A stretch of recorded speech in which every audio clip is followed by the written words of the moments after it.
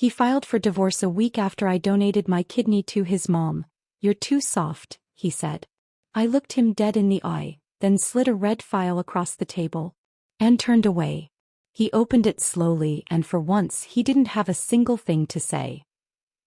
The divorce papers were still warm from the printer when Paul slid them across our kitchen table. 1 week. 7 days since I'd given his mother my kidney, and this was my thank you. But let me back up, because this story doesn't start with betrayal. It starts with love. Foolish, endless, one-sided love. "You're being ridiculous, Kimberly." Paul's voice cut through the morning silence as I handed him his coffee. Black, no sugar, exactly how he'd taken it for 8 years. I'd been suggesting we visit his mother more often. Mom doesn't need us hovering over her like she's some invalid. But I saw through his dismissive tone. Paul had always been uncomfortable with vulnerability, especially his own. When we first married, I thought his emotional distance was mysterious, even attractive. Strong, silent type and all that. I was 24 and naive enough to believe I could love him into opening up. Before we continue, I want to thank you for joining me in sharing these stories that matter. If you believe that kindness should never be taken for granted and that true love requires mutual respect, please consider subscribing. It's free and helps us reach more people who need to hear this. Now let's see how this unfolds. Our marriage had a rhythm, and I was the one keeping time. I balanced our checkbook while Paul focused on the big picture. I handled his dry cleaning, scheduled his dentist appointments, and smiled when he introduced me to colleagues as the wife who keeps me organized. The phrase made me feel useful then. Looking back, it makes me feel hollow. The pattern became clearer after his second job loss in 18 months. Paul had a talent for burning bridges, snapping at supervisors, missing deadlines, blaming others when projects failed. But somehow it was always the company's fault, never his. "They don't appreciate innovation," he'd say, pacing our living room after another termination. "I'm too forward-thinking for these corporate dinosaurs." I'd nod supportively while mentally calculating how long our savings would last. 3 months of groceries. 6 months of mortgage payments. I picked up extra shifts at the accounting firm, coming home exhausted to find Paul playing video games, claiming he needed to decompress before job hunting. "You're too nice, Kim," he'd tell me when I defended his behavior to my sister or covered for him at family gatherings. "You make excuses for everyone." I wore that label proudly. Too nice. Too giving. Too understanding. In my mind, these were virtues. Marriage meant sacrifice, didn't it? Partnership meant carrying your spouse when they stumbled. Ashley, Paul's mother, seemed to see right through my facade from day one. During our engagement dinner, she studied me with sharp gray eyes while Paul bragged about his latest business idea. Something involving cryptocurrency and energy drinks that made no sense even then. "And what do you think of Paul's plan, Kimberly?" Ashley asked, her voice carrying a weight I couldn't quite interpret. "I think Paul's brilliant," I replied automatically. "Whatever he decides, I'll support." Ashley's smile didn't reach her eyes. How refreshing. Unconditional support. For years, our relationship remained cordial but distant. She'd ask polite questions about my work and make appropriate comments about the weather. I sensed judgment in her pauses, disapproval in her careful word choices. When Paul would make cutting remarks about my cooking or my choice of movies, Ashley would watch my reaction with those piercing eyes. Everything shifted the autumn Ashley broke her hip. Paul was too busy with a consulting project to visit her in the hospital, so I went alone. I found her looking small and fragile in the narrow bed, her usually perfect silver hair disheveled. "You didn't have to come," she said, but her voice carried relief. "Of course I did." I adjusted her blanket and noticed she hadn't touched her dinner. "This looks terrible. Let me see if I can find you something better." I spent 3 hours that evening, tracking down decent food, helping her navigate insurance paperwork, and simply listening as she talked about her late husband. Paul called once, a 5-minute conversation where he asked if she needed anything and seemed relieved when she said no. From that day forward, something changed between Ashley and me. I started visiting twice a week, bringing homemade soup and staying for afternoon tea. She taught me to play bridge and shared stories about Paul's childhood, stories he'd never told me himself. "He was such a sensitive boy," she said one rainy Thursday, showing me old photo albums. "Too sensitive, perhaps. His father worried he'd never toughen up." "What happened?" I asked, studying a picture of 8-year-old Paul with a gap-toothed grin. Ashley's expression clouded. Life happened. Disappointment. He learned to protect himself by feeling less. I began to understand Paul's emotional walls differently. Not as strength but as armor. When I tried to share this insight with him, he brushed me off. "Mom's getting sentimental in her old age," he said. "Don't read too much into her stories." But I treasured those stories. They helped me see glimpses of the man I'd fallen in love with, the one I kept hoping would resurface. The day Ashley collapsed changed everything irrevocably. I was at work when Paul called, his voice strangely flat. "Mom's in the hospital. Kidney failure. They say it's been building for months." I dropped everything and met him in the ICU waiting room. Ashley looked impossibly small among the machines, her face gray and drawn. The doctor explained her condition in clinical terms: end-stage renal disease, dialysis, transplant list. "Family members should consider testing for compatibility," Dr. Martinez said gently. "Living donors often provide the best outcomes." Paul stepped backward, actually stepped away from the conversation. I watched his face close off, that familiar shuddering I'd seen 1,000 times before. "I'll get tested," I said immediately. "When can we start the process?" Paul's reaction wasn't gratitude, it was panic. "Kimberly, that's major surgery. You could have complications. What if something goes wrong?" His concern felt hollow, performative. Later, as I filled out medical forms, I realized he wasn't worried about my safety.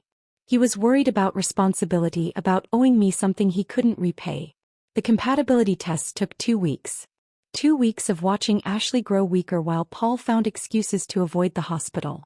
Work meetings. Important calls. Anything but sitting beside his dying mother. When Dr. Martinez called with the results, I was alone in our kitchen. Paul was upstairs, door closed, claiming he needed quiet to work. "You're an excellent match, Mrs. Chin. Remarkably compatible. We can schedule the surgery within the month." I should have felt scared. Instead, I felt purpose. Finally, something I could do that mattered absolutely. Paul's response when I told him was telling.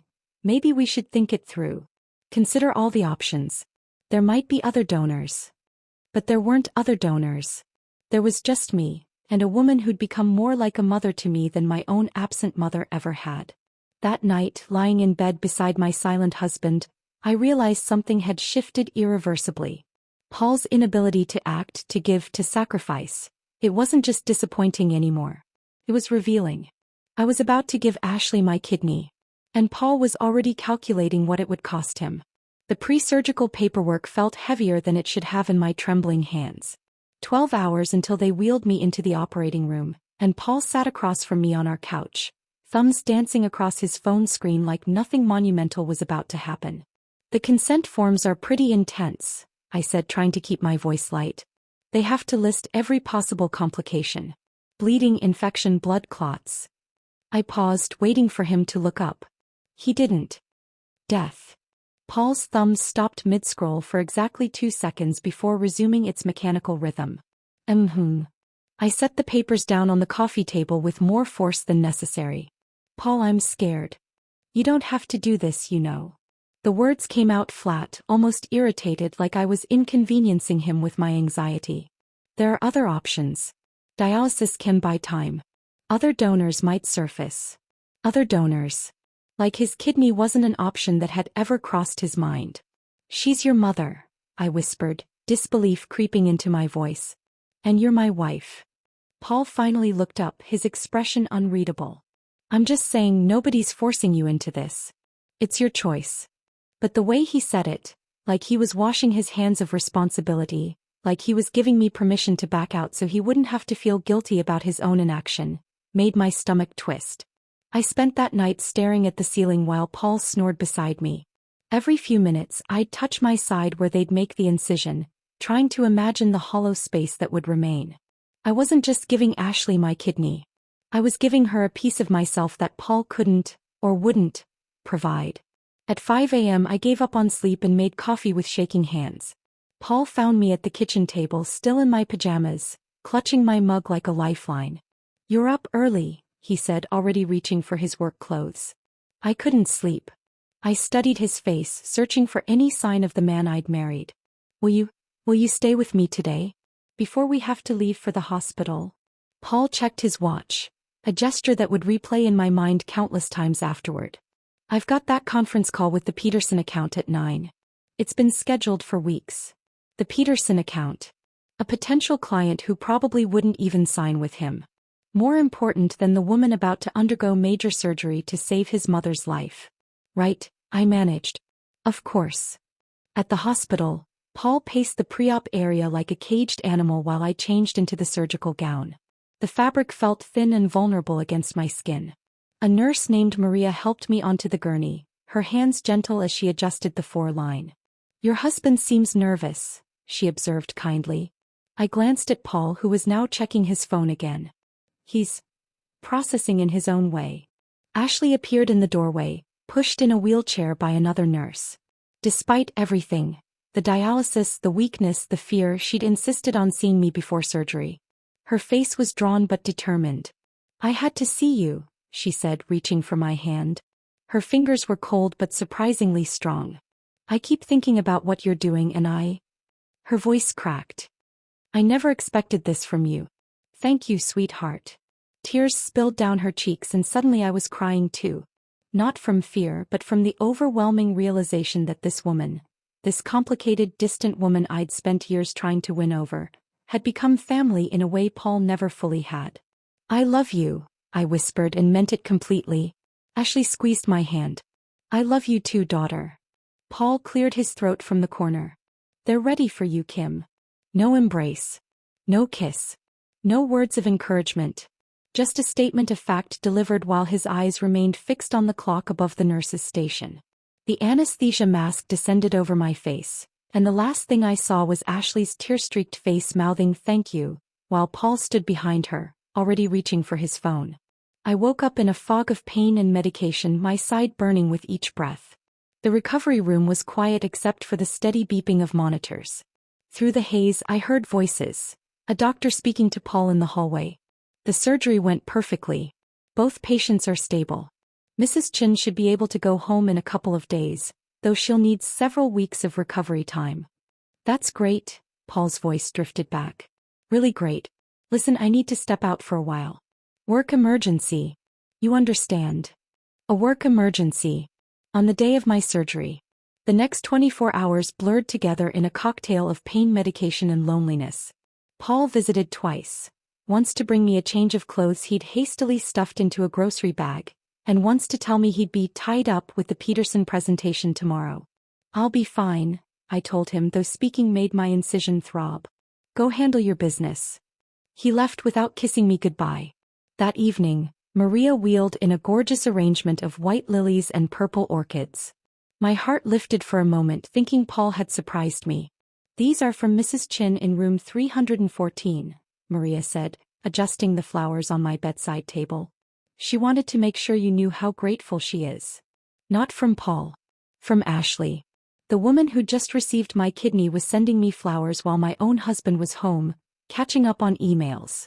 By the second day I felt strong enough to walk the halls. Against the nurses' protests, I made my way to Ashley's room in the transplant wing. She was sitting up in bed, color already returning to her cheeks, reading a mystery novel. You shouldn't be walking around yet, she scolded gently, but her smile was radiant. I had to see how you were doing. I eased myself into the visitor's chair, wincing slightly.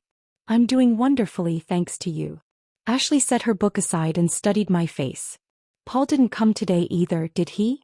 The question hung in the air between us. I could have lied, made excuses, protected him the way I always had. Instead, I found myself telling the truth. No. He said he had meetings. Something shifted in Ashley's expression. A flicker of pain that had nothing to do with her surgery. For the first time I saw her not as Paul's mother, but as a woman disappointed by her son's choices. I'm sorry, she said quietly. You deserve better. Those 4 words hit me harder than any of Paul's criticisms ever had. Coming from her, from the woman whose life I'd just saved, they felt like permission to acknowledge what I'd been denying for months. I did deserve better. Recovery at home was a solitary affair. Paul brought me soup from the deli and checked on me between phone calls, but there was a distance in his attention that felt almost clinical. Like he was fulfilling an obligation rather than caring for his wife. On the 7th day I finally felt human again. The incision was healing well and I'd managed to shower and dress myself without assistance. I even made dinner. Nothing fancy, just pasta with marinara. But it felt like a victory. Paul came home that evening carrying a manila envelope, his expression unreadable. "We need to talk," he said, setting the envelope on the kitchen table. I turned off the stove, something cold settling in my stomach. "About what?" "About us. About this." He gestured vaguely at my healing body, at the quiet house, at the life we'd built together. "About what I need." That's when I noticed the papers peeking out of the envelope. Official letterhead. Legal formatting. "You're too soft," Paul said, his voice steady and cruel. "I need something stronger." The divorce papers were already signed. The divorce papers felt weightless in my hands, but the red file folder beside my purse carried the gravity of everything that mattered. I'd been carrying it for 3 days, waiting for this exact moment. Paul stood there expecting tears, expecting me to beg, expecting the same soft woman who'd always bent to his will. Instead, I reached for the folder. "Before you celebrate," I said, my voice surprisingly steady, "there's something you should see." The red file slid across our kitchen table with a whisper. The same table where we'd shared 8 years of breakfasts, where I'd balanced our checkbooks, where I'd pretended his silences were comfortable instead of cruel. Paul's eyes followed the folder's path, his confident smirk faltering slightly. "What's this supposed to be?" He reached for it hesitantly, like it might bite. "Open it." His fingers trembled just slightly as he lifted the cover. The first document was Ashley's medical discharge summary, stamped and official. Beneath that, a letter from Hartwell and Associates, the law firm that had handled his father's estate years ago. Paul's face went through a fascinating transformation as he read, confusion melting into disbelief, then hardening into something approaching panic. "This can't be legal," he whispered, flipping through page after page of notarized documents. "She can't just, this is her grief talking. She's not thinking clearly. She's thinking more clearly than she has in years." I settled back in my chair, amazed at how calm I felt. "Keep reading." The will was thorough, brutally, comprehensively thorough. Ashley's Victorian house on Maple Street, the one Paul had grown up in, the one he'd always assumed would be his someday. Mine. Her investment portfolio, carefully managed over 40 years of teaching. Mine.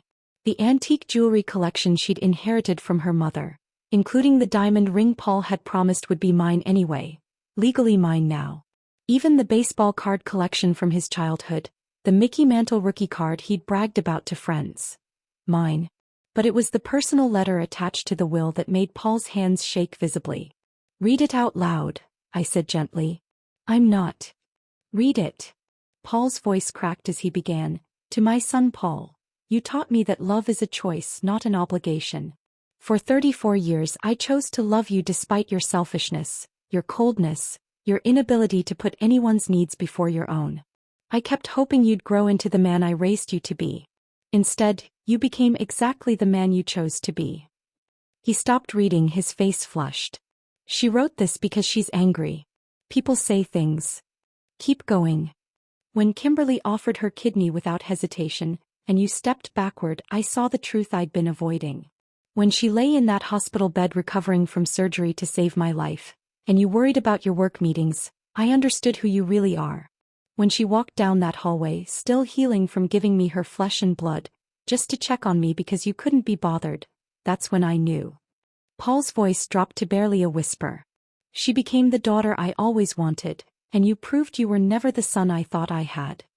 The kitchen fell silent except for the tick of the wall clock, the same clock Paul had checked so obsessively at the hospital. He set the letter down like it was contaminated.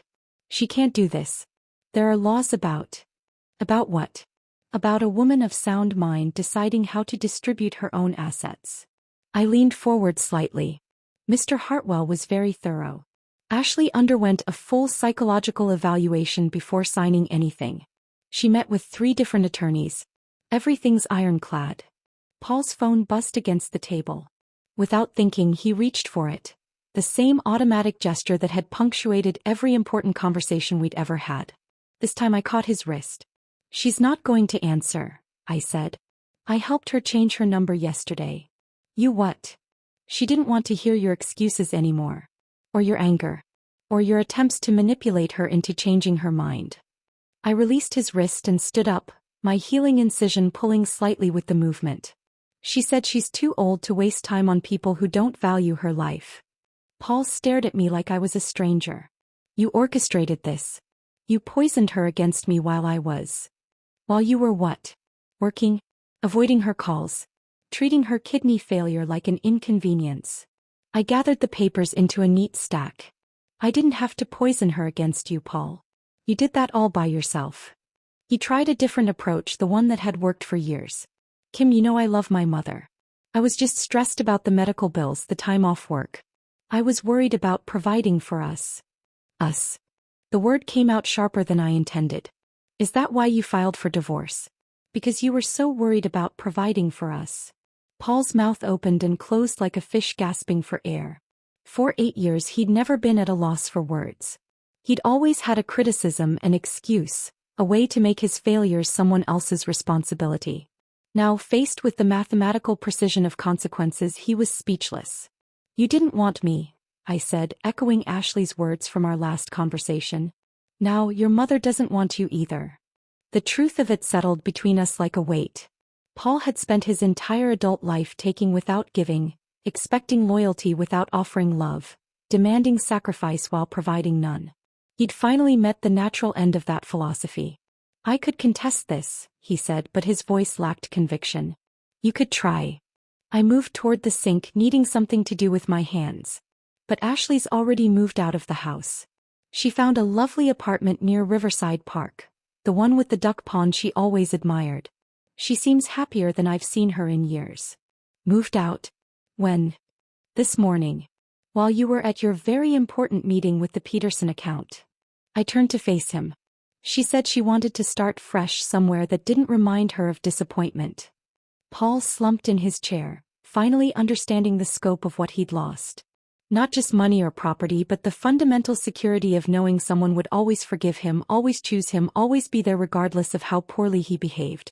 She starts a book club next week, I continued, unable to keep a small smile from my lips. She's already made 3 friends in her new building. Turns out she's quite charming when she's not worried about her son's approval. The divorce papers lay forgotten on the table between us. Paul picked them up mechanically, like he'd forgotten why they'd seemed so important an hour ago. You can keep those, I said. I'll sign them tomorrow. His head snapped up. You will. Of course. You're right, we want different things. You want someone strong enough to carry you through life without expecting anything in return. I want someone soft enough to love me back. Paul stood slowly, still clutching the papers. Kim, maybe we should talk about this more. I mean, we've been together 8 years. That has to count for something. It does count for something. I walked to the front door and opened it. It counts as 8 years I'll never get back. He paused at the threshold, looking back at the kitchen table where the red file still sat open, its contents scattered like the pieces of his former life. I never meant for things to turn out this way, he said quietly. I know, I replied. That's exactly the problem. After he left, I didn't cry. I didn't scream. I didn't collapse with relief or rage or grief. Instead, I made myself a cup of tea and sat in the sudden silence of my house now according to Ashley's will, and marveled at how peaceful it felt. For the first time in 8 years, I didn't have to worry about someone else's mood, someone else's needs, someone else's disappointment in my softness. I could just be still and healing, and enough. The stillness of my house lasted exactly 3 days before Paul's desperate campaign began. It started with a phone call to Hartwell and Associates at 7 a.m. on a Tuesday. I knew because Mr. Hartwell called me immediately afterward, his voice carrying a mixture of amusement and professional irritation. Mrs. Chen, your former husband seems to believe there was some sort of irregularity in your mother-in-law's will execution, he said carefully. He's demanding we review the psychological evaluation, claiming Mrs. Ashley was under undue influence. I was standing in Ashley's former kitchen. My kitchen now, watching morning light stream through windows that suddenly felt too big for one person. And what did you tell him? That Mrs. Ashley underwent the most thorough competency evaluation I've seen in 30 years of practice. 3 different psychiatrists, 2 independent attorneys, and a videotaped statement of intent. It's more bulletproof than Fort Knox. I could practically hear Paul's frustration through the phone lines. For someone who'd spent years taking shortcuts and expecting others to clean up his messes, the discovery that some things couldn't be manipulated or charmed away must have been crushing. He also mentioned something about contesting on grounds of emotional manipulation? Mr. Hartwell continued, clearly struggling to keep disapproval out of his voice. Emotional manipulation, I repeated slowly. That's rich coming from him. Indeed. I told him he was welcome to waste his money on a legal challenge, but that the evidence supporting Mrs. Ashley's decision-making capacity could fill a small library. After I hung up, I found myself laughing, actually laughing, for the first time in months. Paul was so accustomed to bending reality to fit his narrative that he couldn't comprehend a world where consequences existed. The next assault came through his father, Michael. I learned about it when Ashley called me that evening, her voice tight with an emotion I couldn't quite identify. Paul visited Michael today, she said without preamble.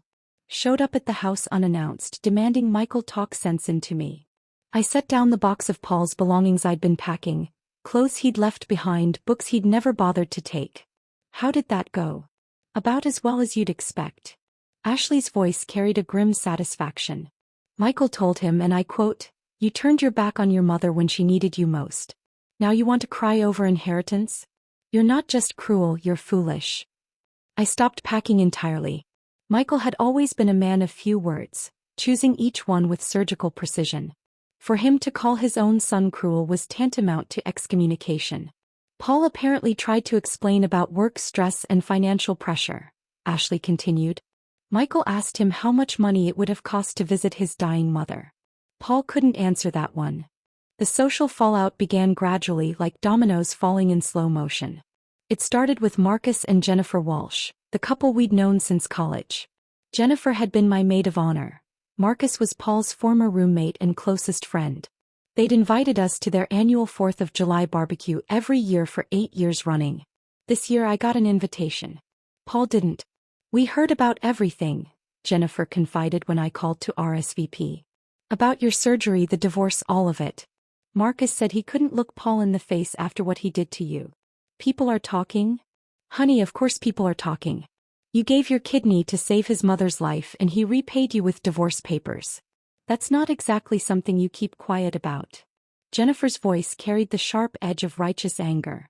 "Marcus tried calling Paul last week to give him a chance to explain. Paul's explanation was that you were too emotional about the whole thing. Too emotional. About saving his mother's life. About being abandoned during my recovery. About being discarded like yesterday's newspaper after 8 years of marriage. We're done with him," Jennifer said firmly. "A lot of people are." She wasn't exaggerating. Over the following weeks, I watched Paul's social circle evaporate with startling efficiency. The monthly poker games at Tom's house continued without him. The weekend golf foursome at the country club became a threesome. Even casual acquaintances seemed to cross the street when they saw him coming. I learned about his financial struggles through unexpected channels. Sarah from the bank called me about a mortgage payment that had bounced. Apparently Paul had listed me as an emergency contact years ago and never updated it. "I'm not responsible for his debts anymore," I told her gently. "We're divorced." "Oh. I'm so sorry, I had no idea." He seemed quite agitated when we spoke yesterday about the overdraft fees. That evening, driving past the apartment complex where Paul had moved after leaving our house, I saw his silver BMW in the parking lot with a bright yellow boot on the front wheel. The car he'd been so proud of, the one he'd spent hours detailing every weekend, the one he'd never let me drive because I wasn't careful enough with nice things. 2 weeks later, the BMW was gone entirely. I found out it had been repossessed when I ran into Paul's former neighbor at the grocery store. "Saw them tow his car last Tuesday," old Mrs. Henderson said, shaking her head sadly. "Such a shame. Always seemed like such a nice young man." I wanted to correct her, to explain that nice young men don't abandon their wives after major surgery, but what was the point? The truth had a way of revealing itself without my help. Meanwhile, Ashley was blossoming in ways I'd never expected. Her new apartment was a revelation. Bright, airy, filled with plants and natural light. She'd chosen furniture that actually reflected her personality instead of trying to maintain the formal, museum-like atmosphere Paul had always preferred in his childhood home. I haven't felt this free in decades, she told me one afternoon as we hung cheerful yellow curtains in her living room.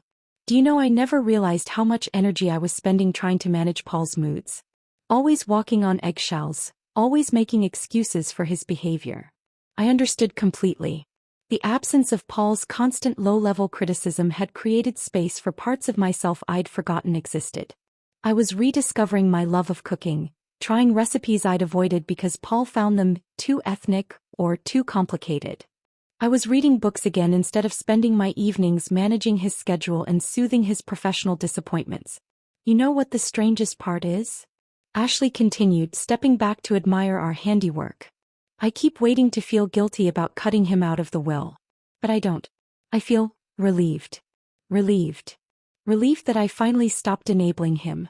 Relieved that I chose the person who actually deserved my love instead of the one who expected it. She turned to face me, her eyes bright with unshed tears. Paul never grew up, sweetheart.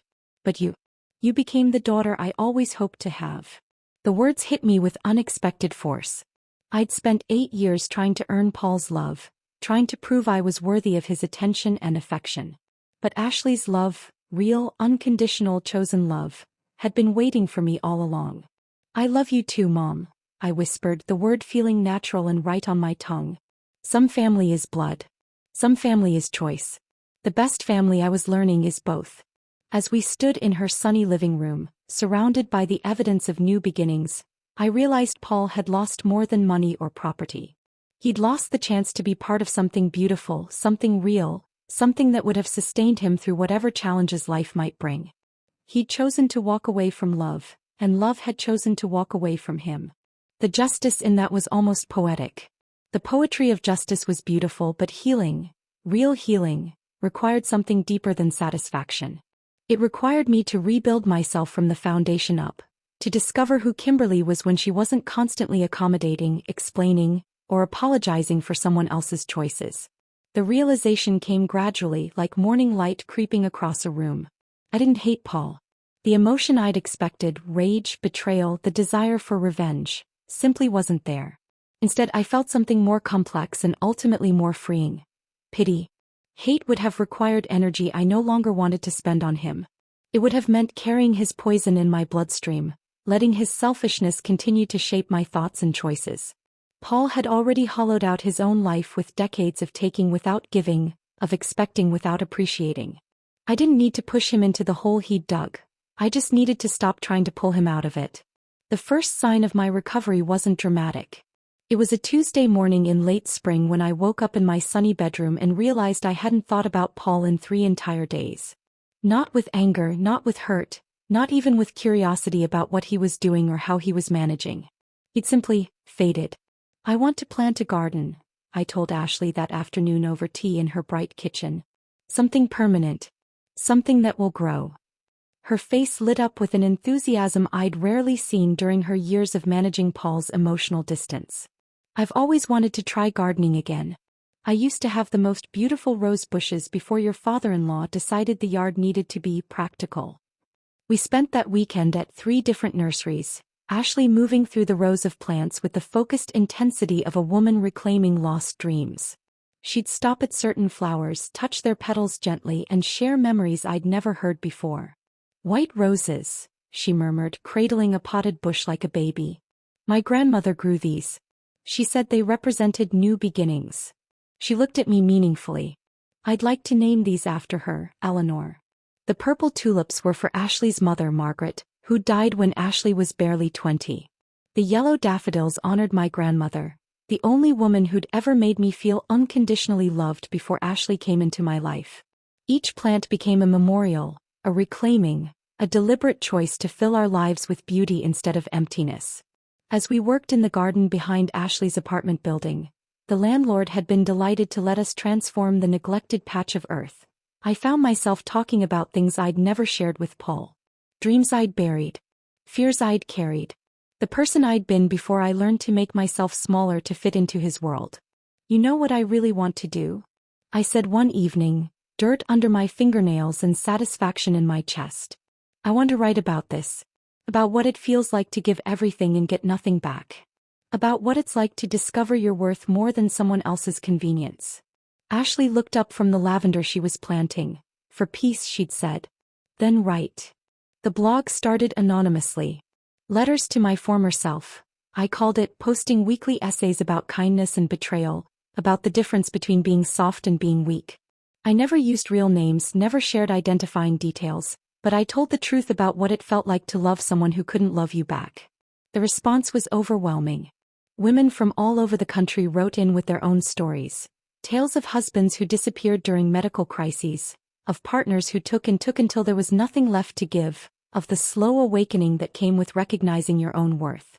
Your story about the hospital flowers made me cry, one reader wrote.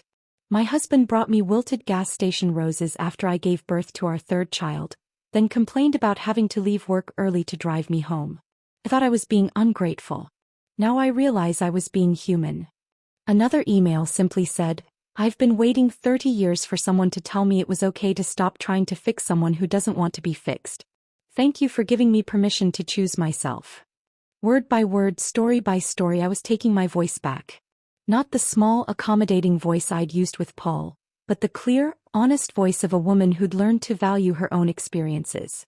My birthday arrived in July, marked by Ashley with homemade strawberry cake and a letter that made me weep with gratitude.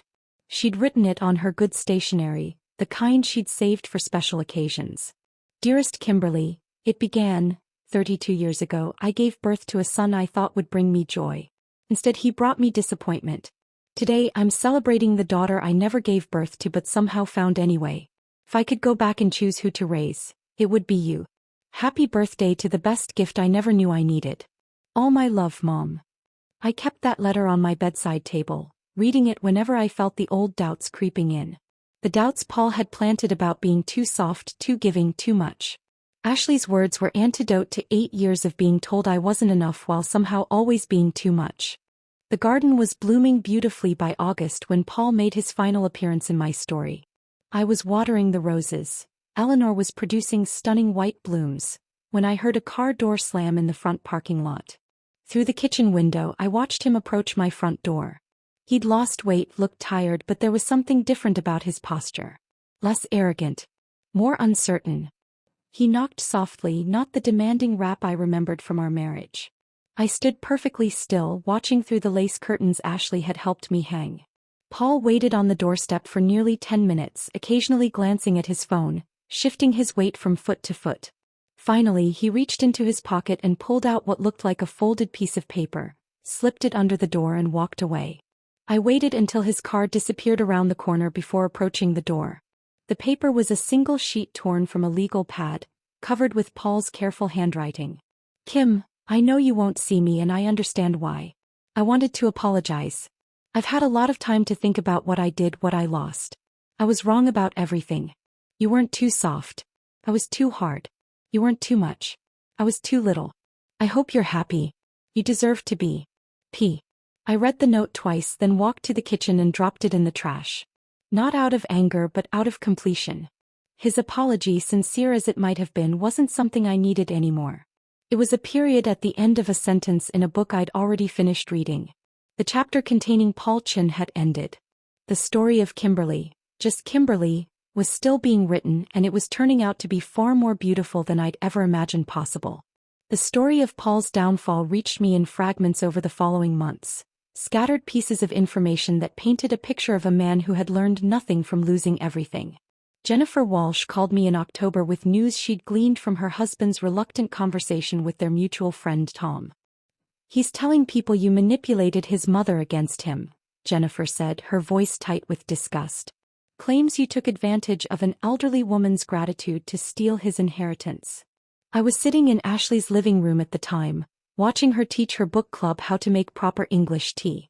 The women, 6 lovely ladies ranging from 60 to 75, had become like aunts to me, each one protective and fierce in the way only women who've survived disappointment can be. Let him tell whatever story helps him sleep at night, I said, genuinely unbothered. The truth doesn't need his permission to exist. But Paul's version of events revealed everything about who he truly was. Even faced with the consequences of his own actions, he couldn't accept responsibility. In his mind, he was the victim. Cheated, betrayed, unfairly punished for crimes he couldn't even see clearly enough to acknowledge. The details of his new life trickled in through various sources. Sarah from the bank mentioned seeing him at the unemployment office. Mrs. Henderson reported that he'd moved into a boarding house on the wrong side of town, the kind of place with weekly rates and shared bathrooms. Marcus Walsh, who'd once considered Paul his closest friend, told Jennifer he'd spotted him working at a discount electronics store, looking defeated behind the counter. "The irony isn't lost on me," I told Ashley one evening as we prepared dinner together. "He used to complain about my hand-me-down furniture, said it made us look cheap. Now he's sleeping on a mattress someone else threw away." Ashley paused in her chopping of vegetables. We were making her grandmother's vegetable soup, a recipe she'd finally felt ready to share. "I don't take pleasure in his suffering," she said carefully. "But I can't pretend I'm surprised by it either." He was right, of course. There was no satisfaction in Paul's decline, only the inevitable conclusion of a life lived without genuine connection or generosity. He'd spent 34 years taking without giving, and now he was discovering what happened when the well of other people's kindness finally ran dry. My blog had grown into something larger than I'd ever imagined. What started as anonymous letters to my former self had become a community of women supporting each other through the aftermath of emotional abandonment. I'd received over 3,000 messages, each one a testament to the fact that my story wasn't unique, just rarely spoken about. "Your post about learning to sleep alone was exactly what I needed," one recent email read. "I kept thinking something was wrong with me for feeling relieved when he finally left. You helped me understand that relief isn't betrayal, it's healing." Another woman wrote, "I've been married to my Paul for 15 years. Reading your stories gave me the courage to start planning my exit. Thank you for showing me what's possible on the other side." I'd started hosting monthly meetups at Ashley's apartment. Women who'd found my blog and wanted to connect in person. We'd gather in her sunny living room, sharing stories and strategies, tears and laughter. Ashley would make tea and listen with the wisdom of someone who'd spent decades enabling before finally choosing differently. "You know what I love most about these gatherings?" Ashley asked after one particularly emotional evening where a woman named Carol had shared her story of leaving a 20-year marriage to a man who'd never once asked about her day. "Everyone leaves lighter than they arrived." It was true.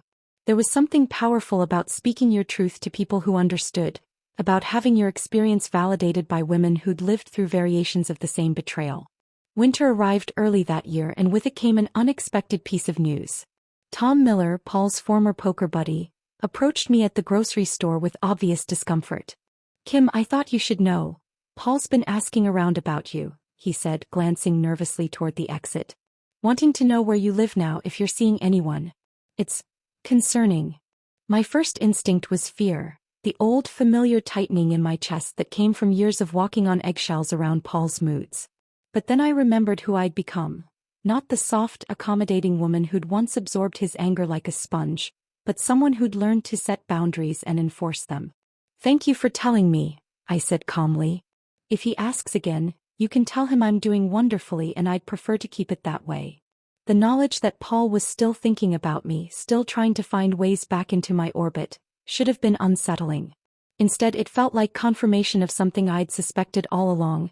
He'd never really understood what he'd lost until it was gone permanently. On Christmas Eve, Ashley and I established what would become our most cherished tradition. We spent the morning baking cookies for her neighbors, then the afternoon delivering them with handwritten notes. In the evening we exchanged gifts, small thoughtful things that reflected how well we'd come to know each other. Ashley gave me a first-edition copy of Jane Eyre, inscribed with a quote that made me cry. "I am no bird, and no net ensnares me. I am a free human being with an independent will." She'd written beneath it, "For my daughter who learned to fly." I gave her a custom photo album filled with pictures from our garden, our cooking adventures, our book club meetings. On the first page I'd written, "For the mother who chose me back." That night, as we sat by her Christmas tree, modest but beautiful, decorated with ornaments we'd made together, I realized something profound. Paul had given me the greatest gift possible by leaving. He'd freed me to discover that I was worth choosing, worth loving, worth fighting for. Just not by him. "Do you ever wonder what would have happened if he'd been different?" Ashley asked, her voice soft in the lamplight. I considered the question seriously. Sometimes. But then I remember that who he was made me who I am. And I like who I am now. The moral I carried in my heart had crystallized over these months of healing. Kindness isn't weakness. It's the most dangerous strength of all. It had taken me 8 years to learn that lesson, but now it was etched into my bones. I'd given Paul my heart, my health, and my unconditional love. He'd given me betrayal and abandonment. But in the end I'd won. Not because I'd fought back with equal cruelty, not because I'd sought revenge or tried to destroy him.